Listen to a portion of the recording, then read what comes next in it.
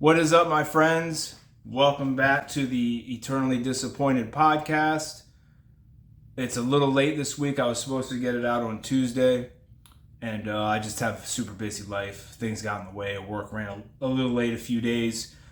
My wife and my son and I are back in jiu-jitsu. It's kind of occupied a little bit of our time as well. And I just got actually back from practicing football with my son, talked to a coach on a team out here that we might be getting in on that team. We'll see. They're the defending champions for their league, and he asked if we were interested in joining because they saw us out at practice. So we're going to actually end up talking about that tonight.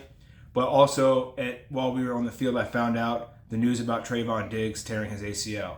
So even though this is a Buffalo Bills podcast, I do talk about big news when it comes to the UFC or also any big news around the NFL, and that is huge news.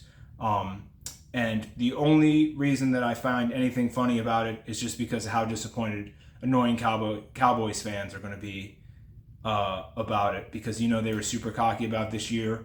They played a high school team the first game of the season and a backup quarterback with a good defense the second game of the season.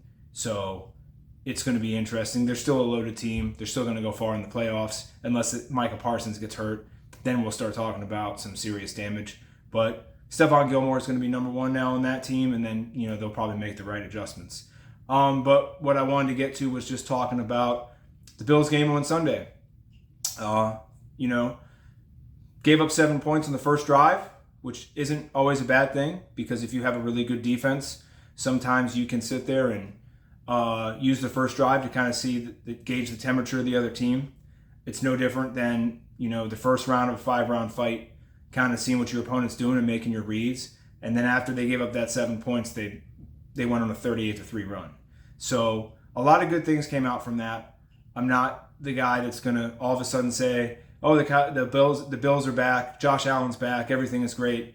They played a guy who should really be a backup quarterback on a team coached by a coach that should really just be an offensive coordinator under Bill Belichick, and that's probably it. So let's not overreact over them beating the Raiders. There were a lot of things that were done very well by the team.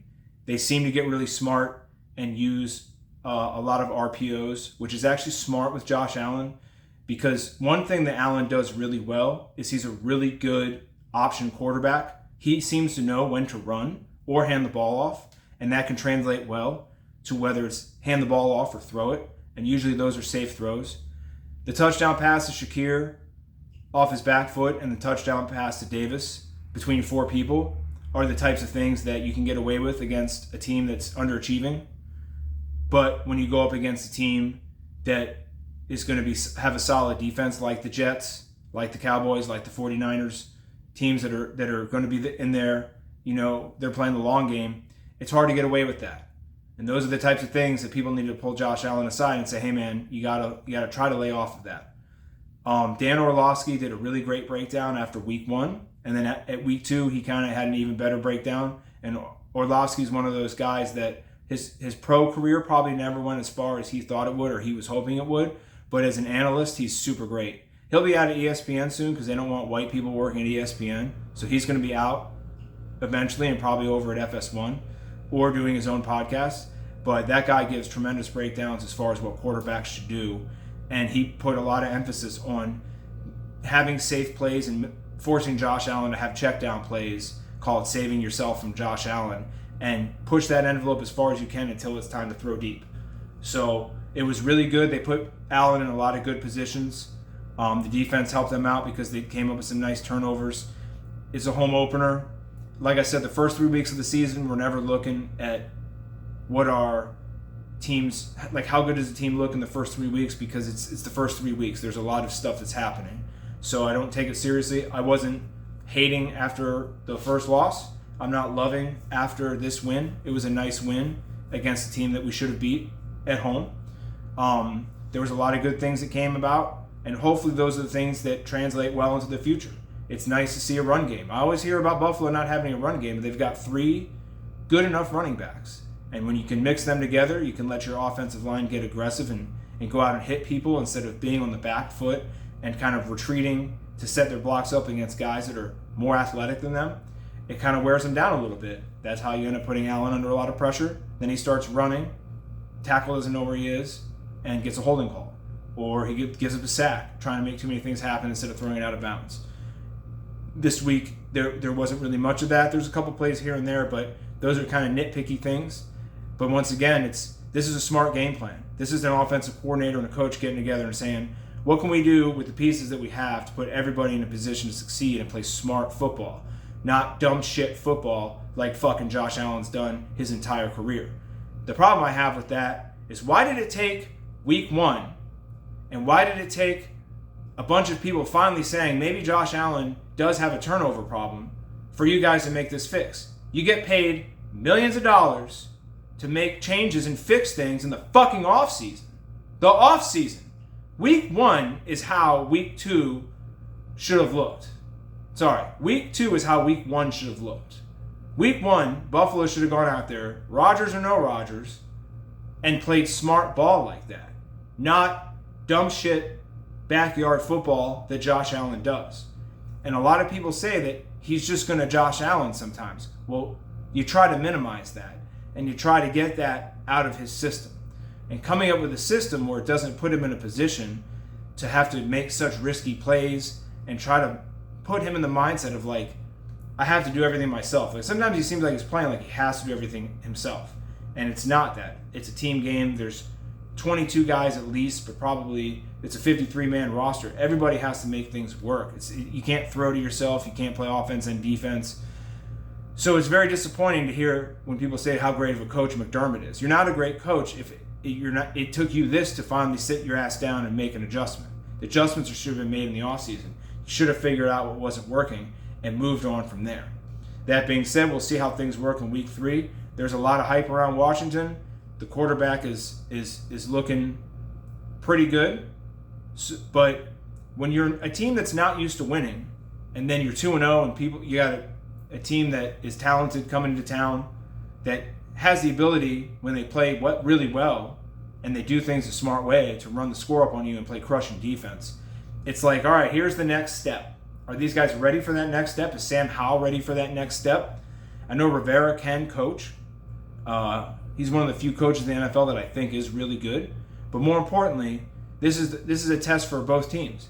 Because if Buffalo loses this game to Washington, which they're highly expected to win, they're going to have a hard time looking in the mirror, but they're going to have to and be like, what the fuck is going on here? And at the same time, Washington is going to have to answer a lot of questions. Hey, are we the team that we think we are because we're 2-0 and we put up a few points here and there? Or are we a little bit of a flash in the pan? I thought the Lions, going into week 1, seemed like a team that I didn't think they were going to beat Kansas City, because I didn't think that this year they could make that step into maybe the top 10 or top 8 teams. After week 1, I still didn't think so, because they only scored, I think, 14 points. They got a pick 6, and that was the difference in the game. So you could see in the last game when they played against Seattle, their home opener for Detroit, and what was happening. It was a shootout. Seattle ended up coming back and winning. So, and I think it was off a Goff pick 6. That was one of the differences in the game. So how week 1 turned into week 2, but the opposite for them. So, I don't think Washington is a team that's ready to be on that level, but maybe they are. And that's going to be an interesting thing for Buffalo. I can see Buffalo rolling into that game, not taking that team seriously, and getting, not throttled, but I could see them having that oh shit look on their face when you realize that these guys are better than we thought, and maybe we didn't prepare enough. Maybe we were unprofessional and we partied too hard. Maybe X, Y, and Z. So I'm hoping that's not the case. I'm hoping they come in with a smart game plan that they can execute, run the ball and play defense. Like, run the ball and play defense. Run the ball and play defense. Run the ball and play defense is what you hear from a lot of people. Vrabel's that kind of coach. But you have a quarterback that they can give you the ability to make good plays. But you don't have to leave him in the position where he's always doing that shit. So even if the run game isn't working at first, your defense is good enough that you can continue with that game plan if that is what your game plan is. Now, the 2 D tackles from Washington are pretty good. There's going to be a little bit of trouble there. It's not going to be an easy game for Buffalo. It might be one of those games that they win, but they get roughed up.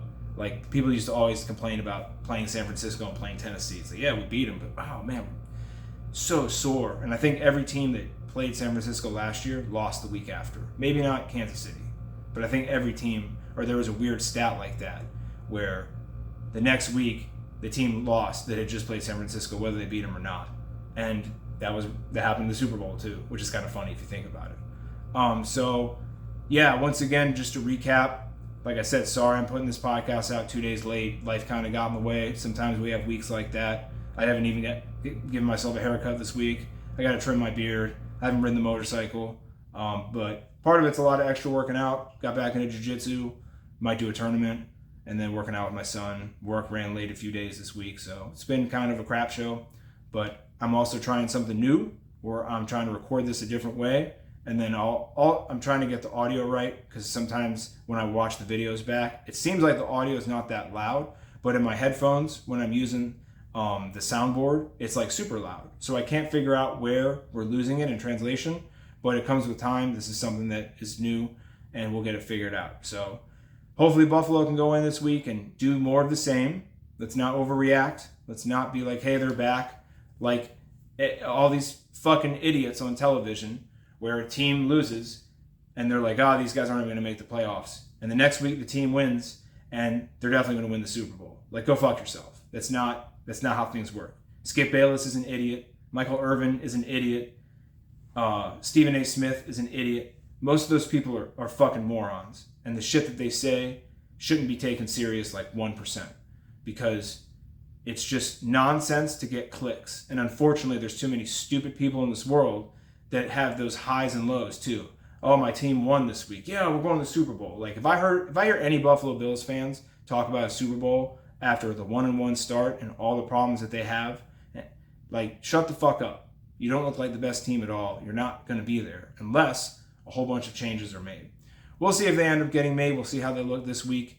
I kind of got hosed a little bit. I moved a little bit north of where I was living in Florida. So now I think locally I get Jaguars games instead of Dolphins games, or if the Dolphins aren't playing at 1 on Sunday like this week, you would get another AFC East team. But now that I live a little bit farther north than when I did, maybe like 20 miles, I think I'm getting AFC South games. So Jacksonville, which kind of sucks, but when Tennessee plays, they'll be playing here, and my son is a huge Tennessee Titans fan. As for the Titans, that was a nice win they had against the Chargers. I'm guessing at halftime Vrabel had come to Jesus meeting with his team, because they came out after going down 11-0 and looked like a completely different team. I was glad. I wasn't happy to see them give up the 3-point lead at the end, let it go to overtime, but the defense made up with a nice stand in overtime, and they ended up coming out with a victory. So we move on to this week. This weekend we've also got Fiziev and Gamrot fighting in the UFC. I think Gamrot's going to win. I'm a huge fan of both guys. I don't want to say it like that, but there's a lot of guys at American Top Team that are training there now that I never got to train with when I was back there. And Gamrot and Moicano and Sarukian are some of those guys I wish I got to grapple with, because they're so good. Gamrot's such a good wrestler. I can see him eventually having his way with Fiziev if Fiziev doesn't catch him, but I'm a huge Fiziev fan as well.